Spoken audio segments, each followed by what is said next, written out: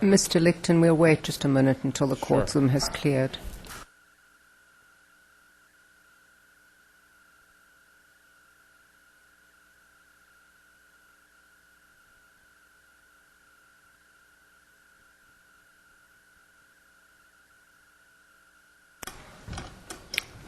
You may proceed, Mr. Licton. Thank you, Your Honors. My name is Harold Licton, and with me is Shannon Liss-Reardon. We have the great privilege of representing Chris Carleton. 5 years ago, I stood before you and asked you to make a ruling that would allow a gentleman by the name of Richard Dayhill to have his day in court and prove that he could perform the essential functions of a police officer position. You gave him that ruling, and today he's an outstanding member of the Boston Police Department, and that's in the record.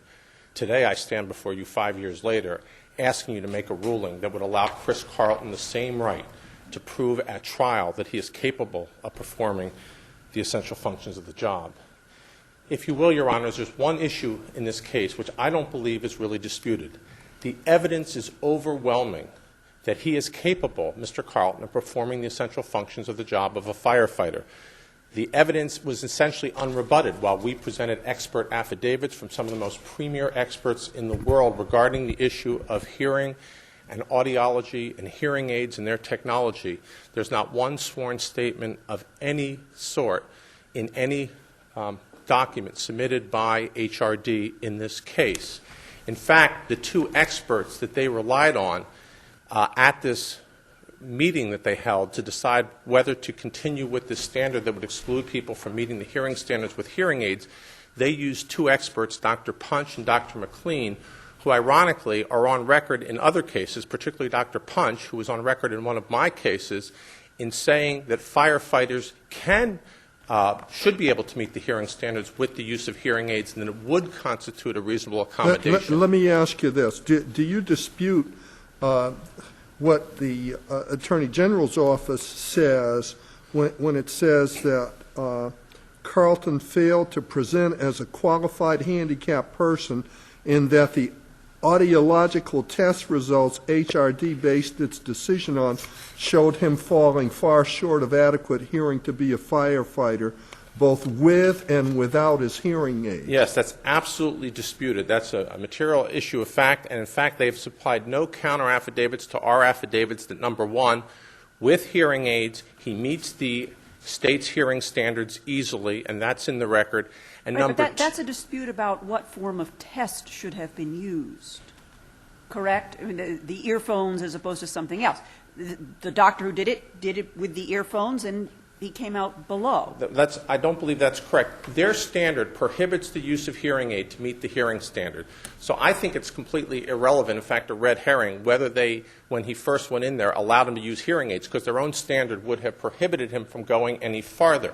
However, it's clear that this doctor at MedWorks and the nurse that administered the test did not know what she's doing. That's an undisputed fact in the record. Our Dr. Citron, who has a Ph.D. in audiology from Northwestern, says you can't clamp speakers on someone's ears when they're wearing hearing aids and get a valid test. They have submitted no evidence to dispute that fact. Therefore, it's undisputed on the record that the hearing test which they gave him, which I think was irrelevant anyway, because they would have denied him to go forward anyway, because the standards don't allow for the use of hearing aids.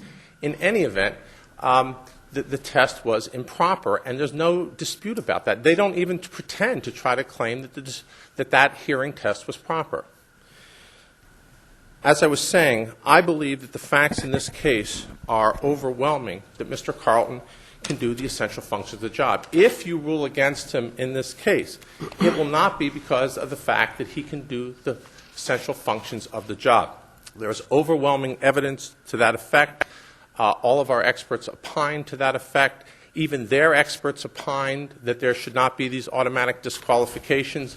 The Department of Justice, in a submission that the defendants themselves made when they were reviewing the NFPA standards, National Fire Protection Association standards, is on record as saying that not allowing hearing impaired people to qualify for being firefighters without letting them use their hearing aids is unlawful under the ADA. The MCAD has taken that position both in cases and before this court, that such a blanket automatic disqualification that prohibits the use of the reasonable accommodation of hearing aid is illegal. The evidence is just overwhelming. Well, at this point. isn't that part of the point, whether this is a reasonable accommodation in light of the duties, particularly the inexperience combined with the duties that firefighters have in fighting fires? Well, first, that's correct, and let me address that first.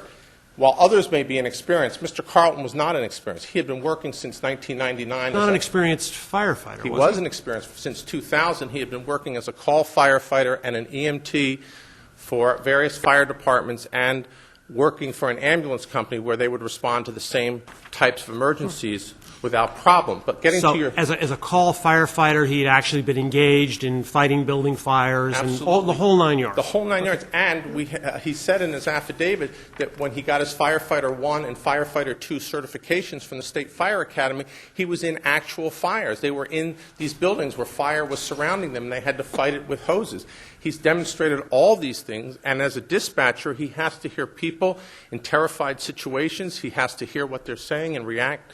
Yeah, that's not really the issue, though. I mean, it's very different to being a dispatcher, listening to phone calls coming in and being in the middle of a fire and needing to understand and hear what everyone else is doing and what the fire's doing. That's correct, Your Honor. And let me just say, Justice Cordy, that the issue then is whether or not using a hearing aid constituted a reasonable accommodation.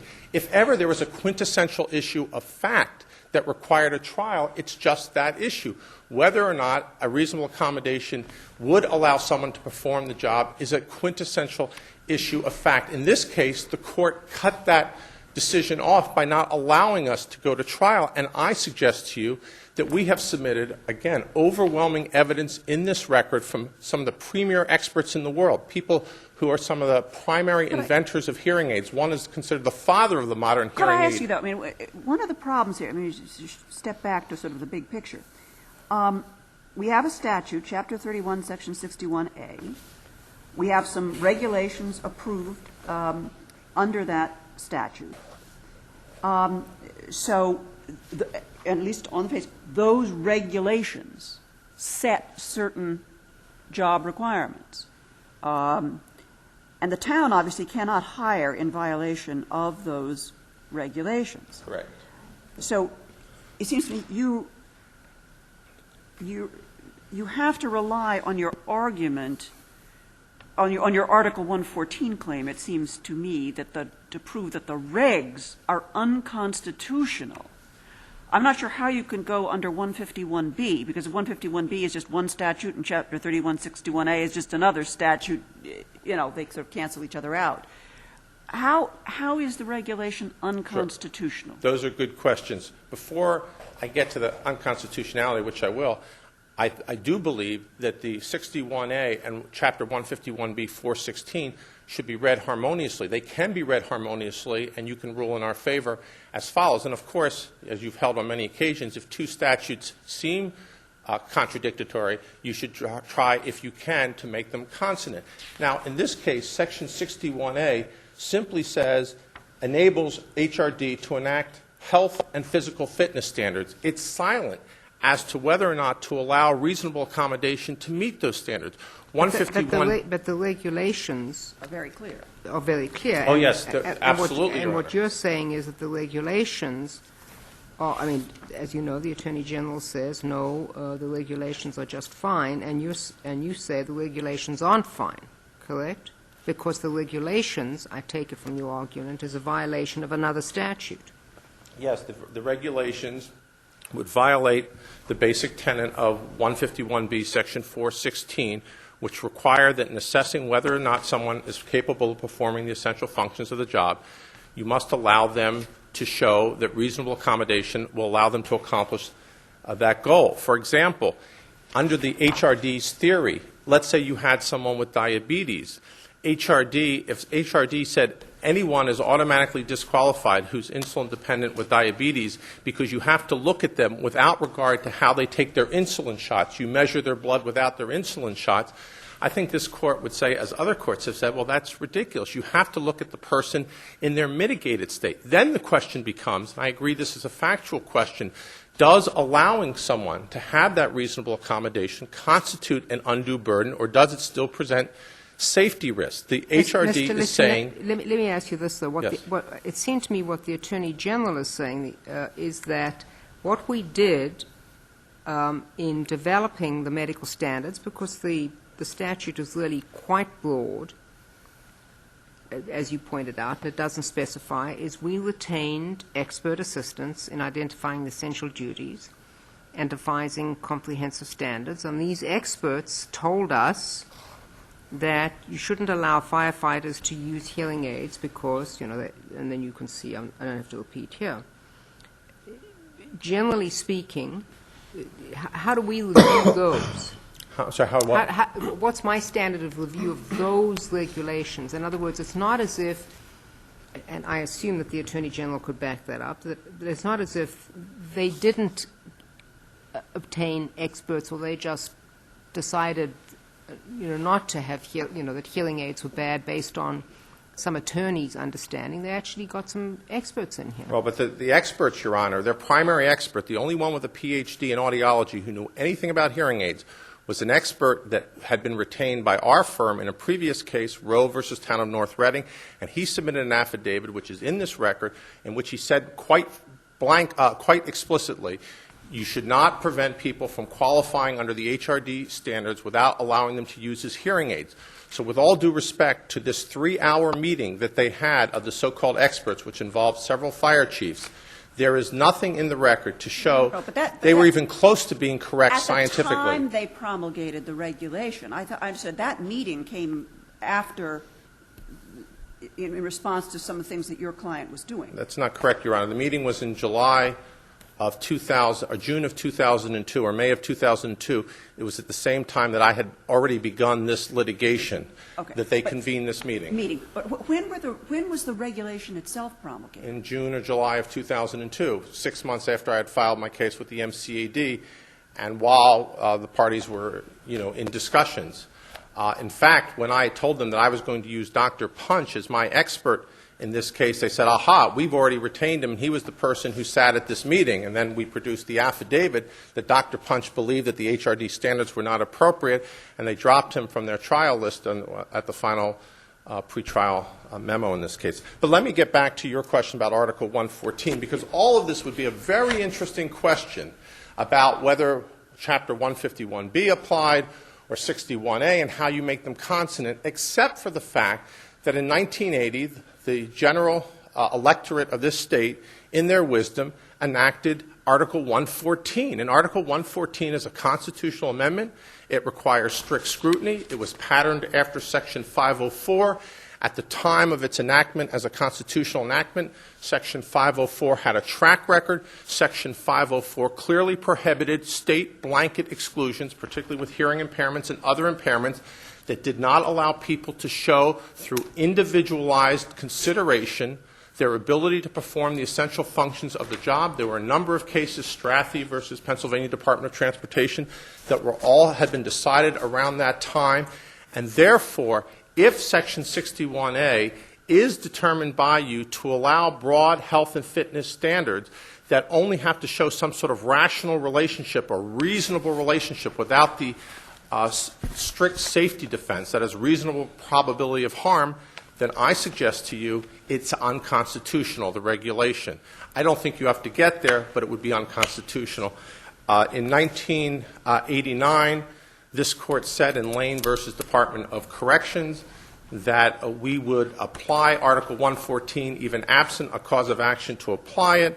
1 year later, in 1990, the legislature, in their wisdom, enacted Chapter 93-103, which is a cause of action to enforce specifically and expressly Article 114. Why do you say we don't have to reach the constitutional issue here? Because I believe, Your Honor, that 61A and Chapter 151B, Section 4, subsection 16, can be read consonantly. But we'd have to do something with the regulation. What do we say? The regulation violates 61A, or the regulation's outside the authority of 61A?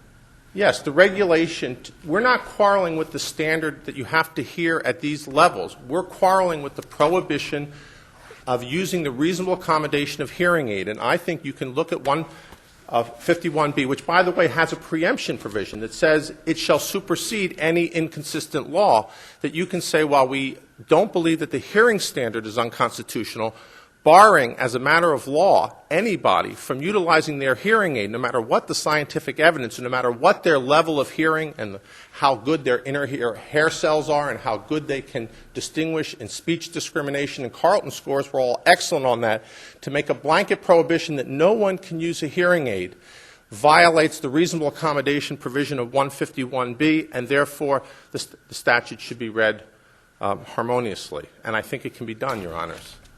Thank you, Mr. Thank you. Nixon. Mr. Quinnen? May it please the Court, I'm Rob Quinnen on behalf of the Human Resources Division.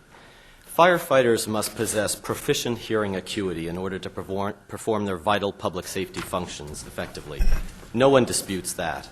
Non-implantable hearing aids are insufficiently reliable to guarantee acceptable hearing acuity, such is the strong national consensus among experts charged with devising fitness standards for firefighters.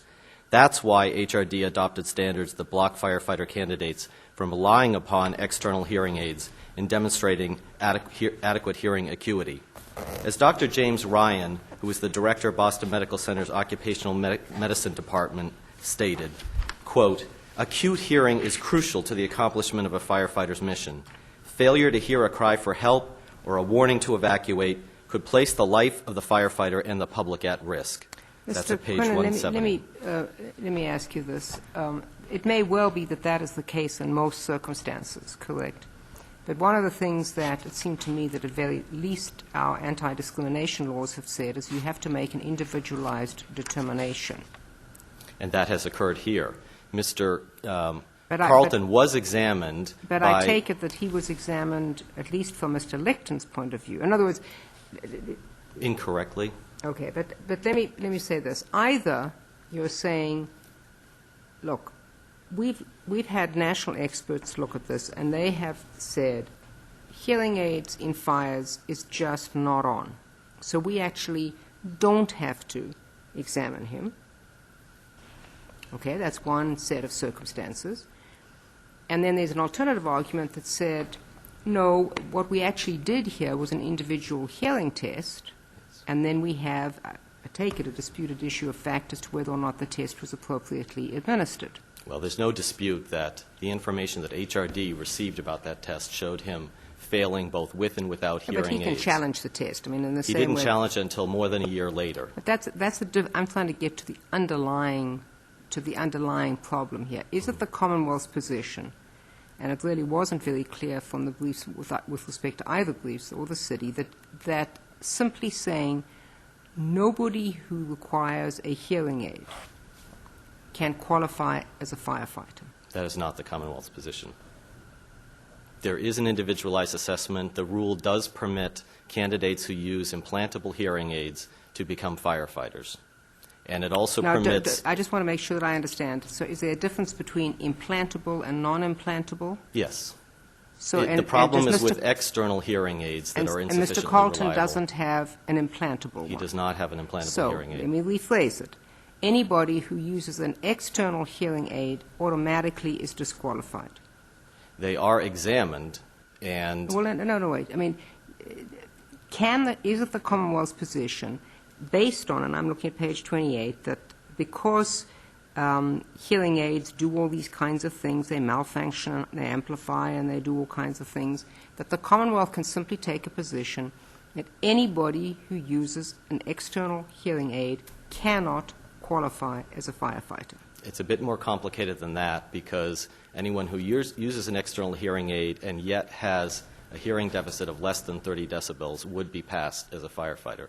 It's two things. What does that have to do with malfunctioning under high heat and act as a receiver for radio transmissions? Because that would show that you would have enough residual natural hearing ability that the malfunction of the hearing aid would not be material. So it's the external hearing. It's having a high degree of hearing impairment above 35 degrees decibel, and also being reliant on artificial technology, which is inherently unreliable as determined by all of the national experts who are in charge of devising standards, whether for the federal government, the National Fire Protection Association, or the state of Massachusetts. So that if you test without a hearing aid at a certain level, but you nevertheless use a hearing aid to facilitate your hearing, you qualify. If your deficit is below the 30 or 35, the number's changed, but whatever Above, the you current mean. number is. You mean above? The deficit below? Well, below in the sense that anything Your from hearing 0 to is- 30, actually Okay. anything from 0 to 20 is considered normal hearing. Okay. And then it's a slight impairment above that, and it becomes more and more progressively severe the higher the number is. So the theory here is if you can hear enough without a hearing aid, or if you have an implantable hearing aid, because that doesn't, I assume, amplify noise, malfunction. What happens? Those things don't malfunction? There is not the same concern. Our experts have said that they are sufficiently reliable. Unlike an external hearing aid that doesn't restore the ability to localize sound, an internal implantable hearing aid apparently does do that. It's not dependent on a battery or delicate electronic circuitry that is susceptible to malfunction in high humidity.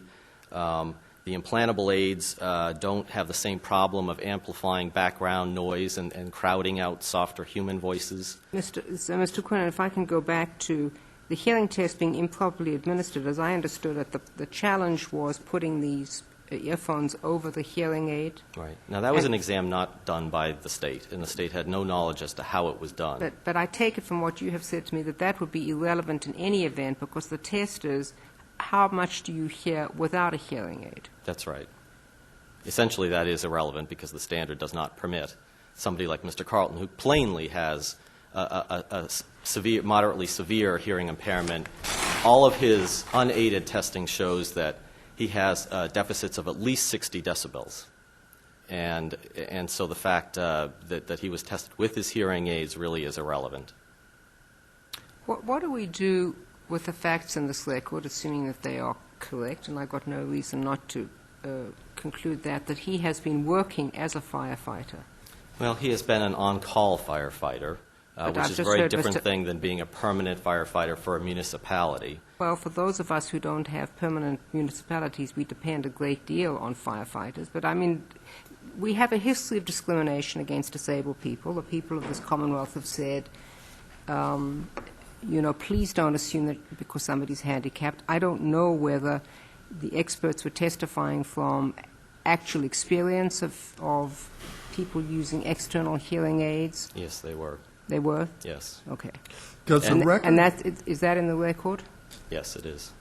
Does the record tell us the extent of Mr. Carleton's experience as an on-call firefighter? How many fires he's actually participated in? Other Real than possibly fires? a statement in his own affidavit, no. Well, I mean, it's a sworn testimony. What does he say? I don't recall off the top of my head how many fires he said he has fought. Could I ask you to shift to a different issue on the Article 114 / Chapter 93, 103 claim? Why shouldn't we read Chapter 93, 103 as impliedly waiving sovereign immunity? Since Article 114 is clearly about government programs. It's at least as broad as government programs. And if you set up a statute to provide the enforcement mechanism for Article 114, doesn't that impliedly mean the government and its programs, so sort of this is how you enforce Article 114 through Chapter 93, 103? Why shouldn't I at least imply a waiver of sovereign immunity there? If the court did that, I would take a step back and say that all Section 103 does is incorporate the protection of Article 114, and Mr. Carleton's Article 114 claim fails, and therefore he cannot state a viable. Your brief was arguing a waiver, that there was no waiver of sovereign immunity. And that is a very difficult question that I think the court need not reach, because Can you just run through that 93-103 argument again? well, the 103 statute Yeah. merely incorporates the protection of Article 114. It does nothing additional for Mr. Carleton. Therefore, if he has no viable Article 114 claim, as I argue he doesn't, then it's really immaterial whether 93-103 waives the Commonwealth's immunity or not, and that is a very difficult question that has not been fully briefed. His Article 114 claim fails because he failed to present to HRD as a qualified handicapped person. He only presented to HRD once in June of 2001 with the results of the hearing test plainly showing that he failed both with and without his hearing aids. He did not ask for an accommodation at that point in time. He did not present any evidence saying that despite these test results, I am a qualified handicapped person. And therefore, he did not meet the standard for an Article 114 claim. The most important case here, I believe, is the United States Supreme Court case, Southeastern Community College versus Davis. That was a 1979 case in which the U.S. Supreme Court set forth what is a viable Rehabilitation Act case. Now, we acknowledge that Article 114 was modeled on the Rehabilitation Act. So, Davis held that a Rehab Act plaintiff must establish a prima facie case by showing that he was an otherwise qualified handicapped person in spite of his handicap. That's the key phrase. And he was rejected under circumstances giving rise to the inference that his rejection was based solely on his handicap. That means he would have to show that his hearing impairment was immaterial to the employment decision being made. No, it depends whether or not you do it with or without a device. Actually, that's not part of the prima facie case as established by the U.S. Supreme Court. They say that you have to show that, again, in spite of your handicap, you are fully capable of doing the job. And therefore, a hearing impairment he would have to show would be immaterial to the issue here, which, of course, it is not. He is incapable of hearing well enough naturally to be a firefighter, and any possible mitigation of his incapacity through the use of hearing aids is obviated due to the ban on non-implantable hearing aids set forth in the standards. And so as the law in Massachusetts, namely the regulations approved by the legislature, has set the standard. But the plaintiff's whole argument is that that regulation is itself unconstitutional under Article 114. But it has set the standard for who is a qualified person under Article 114. The Court must grant deference to the fact that the legislature has established who is a qualified handicapped individual in this context. And he does not meet that standard, and he falls outside its range, and therefore he cannot state a viable constitutional claim.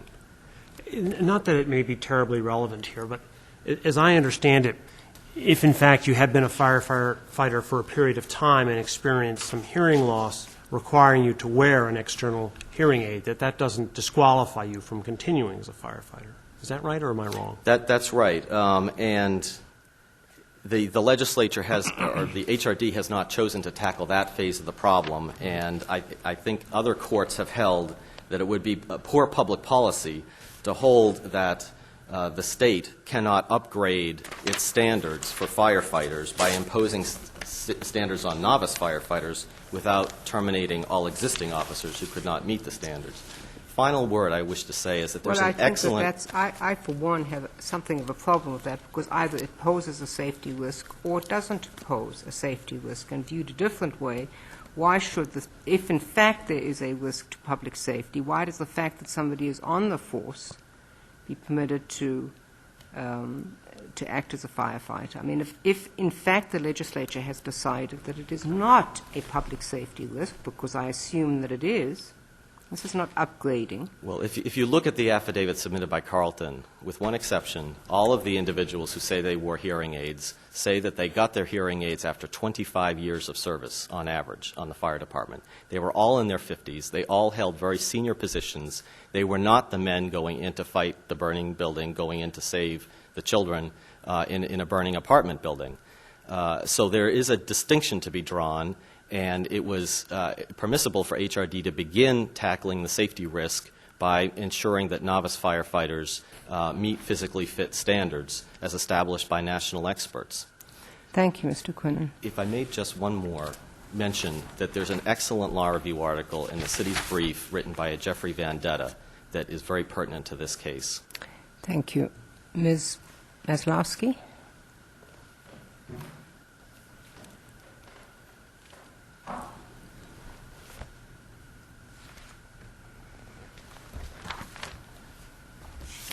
Good afternoon, Your Honors. My name is Mary Maslowski, and I represent the City of Marlborough, one of the defendant appellees.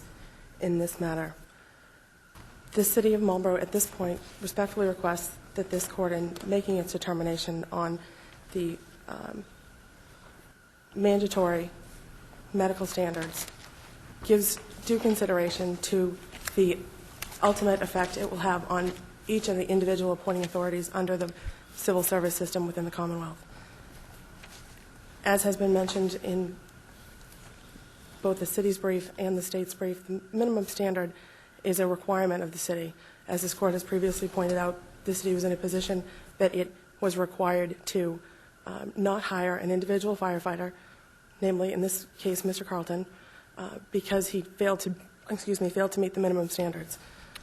Ms. Lasky, Mr. Quinnen has just said that there's a policy, at least in some firefighting departments, that people who have been on the force and are then required to use hearing aids are permitted to remain on the force. Is there anything in the record that says that those firefighters never go to actually put out a fire?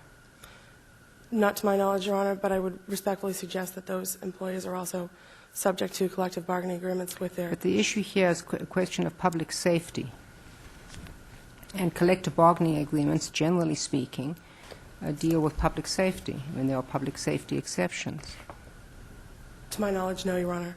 I have to say I find that somewhat troubling. The fact that somebody who is on the force is permitted to use a hearing aid and somebody who's not on the force is not permitted to use a hearing aid as part of getting onto the suggests that there may not be public safety problems at issue, because I cannot believe that there are cities and towns, or indeed the Commonwealth, who are permitting firefighters who are placing people's lives at risk simply because they are on the force. Respectfully, Your Honor, Mr. Carleton has spoken earlier with respect to his prior work experience. The city would only like to point out that as a call firefighter, that experience may not have been within a civil service community within the Commonwealth. Here, the City of Marlborough has chosen to not only avail itself of the benefits of the civil service system, but also is required to be subject to its burdens.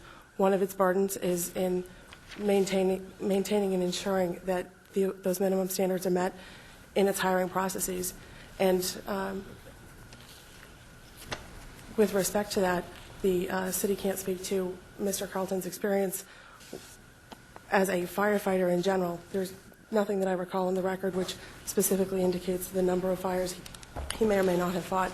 However... So what you're suggesting is simply the town cannot be faulted for doing what it's required by law to do. Correct. In addition to that, the town is not in the best position to make those determinations. Right. The regulatory scheme here actually provides Mr. Carleton with a first hearing exam.